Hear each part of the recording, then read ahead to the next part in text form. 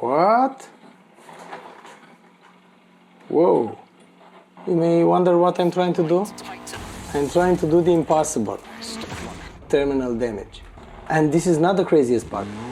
While I was trying to do this, I met a lot of crazy situations. There is something strange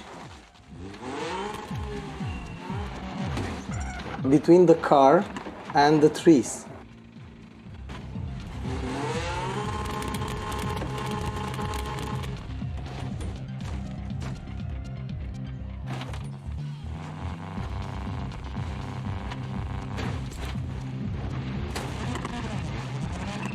Yeah, he's lifting again. Oh, finally I'm free. Crazy.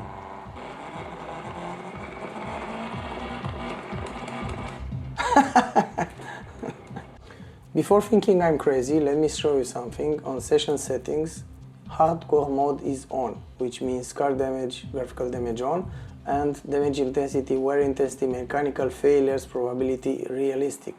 Well, realistic means if you hit a tree on high speed, there should be total damage. Yeah, I have 137 kilometers per hour, should be enough to damage the car totally. Nothing. See? Well, at least I have some damage, and obviously the car is barely drivable. Here, total damage now. Still nothing, man. Okay, so I'm not able to totally damage the car. At least the car is dancing. Whoa, whoa, whoa, whoa. And you have the possibility to reset damage. Nothing is repaired. Well, this is something they will have to work on. 60.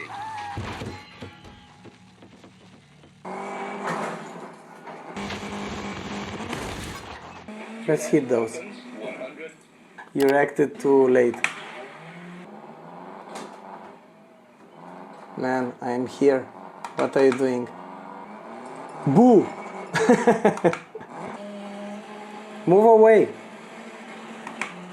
Usually I like to use bonnet view like this, and I love the fact that you can modify the camera in many ways. Distance, lateral, maybe if you want to see from the driving perspective, right?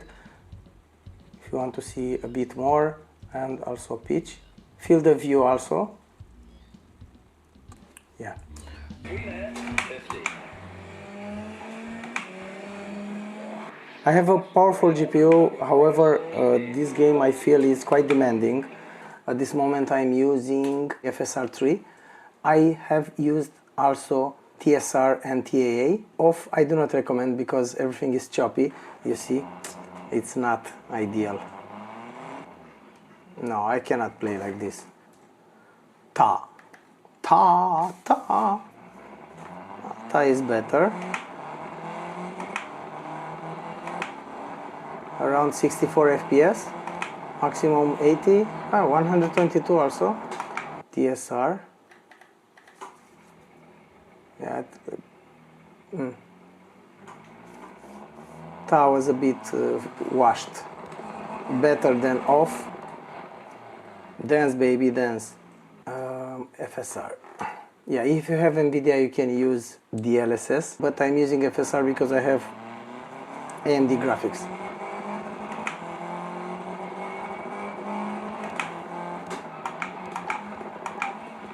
And also it looks amazing on different type of weather.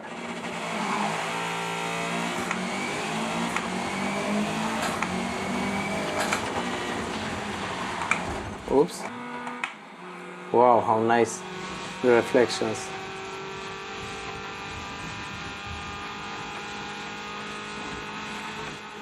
Six right. Into 5 left over crest.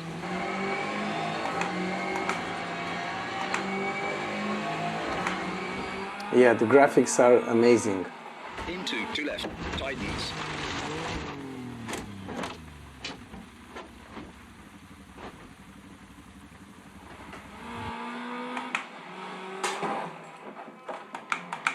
Haha, you flinched. And 5 left.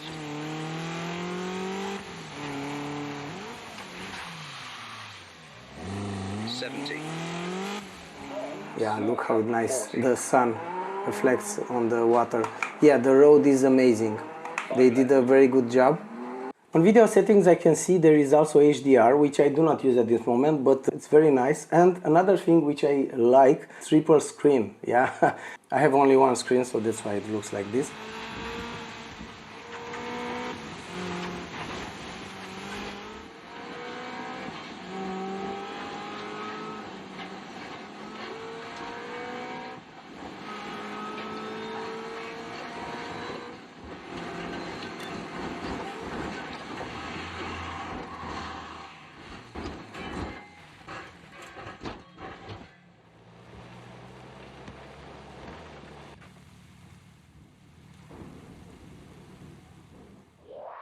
There is something which I did not like and I hope they will improve over time. I have this Logitech Pro Wheel and it's not recognized from the start. I mean, the wheel is recognized, but the mapping is not done. So when you start the game, you have to configure everything. Right now I have it configured. Handbrake, steering, acceleration, brakes and so on.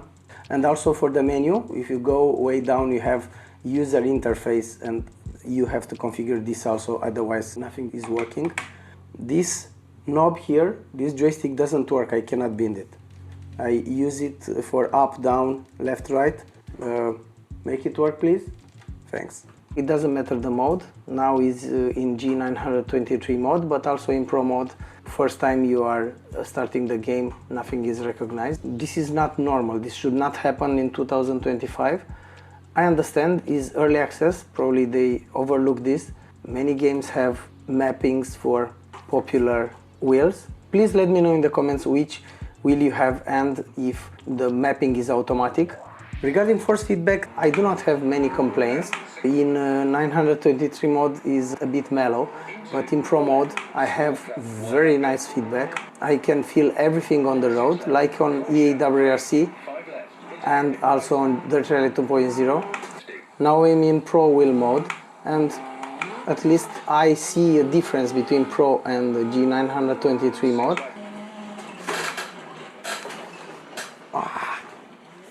My finger, my thumb is hurt from football.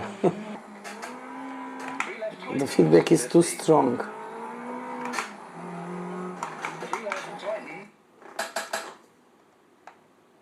It's at 9 nanometers.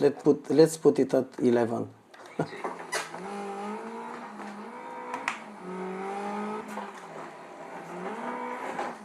Whoa, no, it's too much.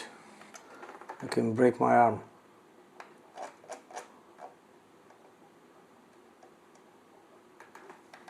.5. The only thing that doesn't work is the sound. This wheel has sound inside and it offers extra vibrations because of the sound and is missing here.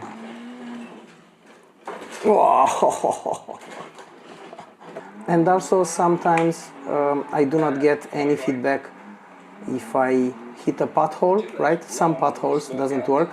And also sometimes when I hit my side, I do not, here.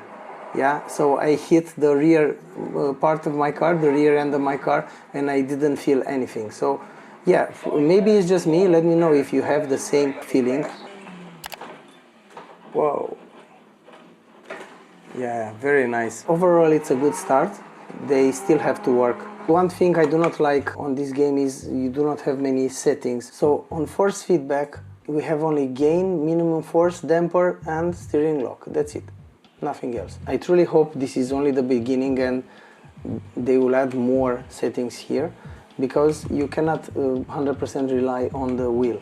For example, if I don't want too much tire deformation feedback or whatever, yeah, I'm not able to do this from the wheel and I will have to dial down the general force feedback, which is not something that you always want. Wow, wow, nice. I just hope they will add more settings here because it's not okay. And also I have settings on the wheel and also on G-Hub application, which is lousy. In Pro mode I have several profiles here that I can use without that G-Hub application. And I have some control, but on other wheels like G29 for example, you do not have other choices. So you rely very much on the settings from the game, and this game doesn't have many.